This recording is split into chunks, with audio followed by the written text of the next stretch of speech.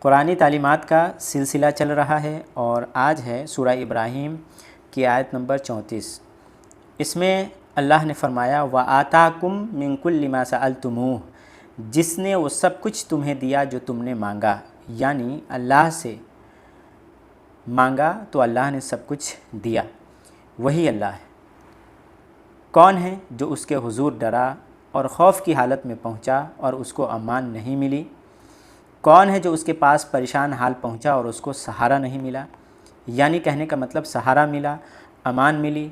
کون ہے جو اس کے در پر مدد کے لیے پہنچا اور اس کو مدد نہیں ملی؟ یعنی اللہ کے بارگاہ میں اگر مدد کے لیے پکارتے ہیں، جاتے ہیں اور مدد نہیں ملتی ہے، ایسا نہیں ہو سکتا۔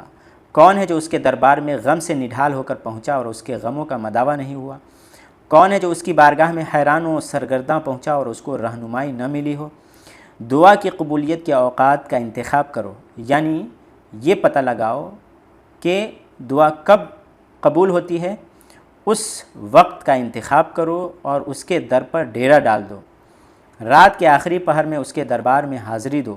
رات میں اللہ کی بارگاہ میں جاؤ، اللہ سے دعا کرو۔ یاد رکھو قیام اللیل کے بعد دعائیں رد نہیں ہوتی۔ اپنے رب پر یقین کامل رکھو، پورا بھروسہ رکھو۔ یاد رکھو اس کی جانب اٹھنے والے خالی ہاتھ کبھی نامراد ہو کر نہیں لوٹتے، لیکن سب سے پہلے اس بات کا خیال رکھو کہ تمہاری روزی حلال ہونی چاہیے۔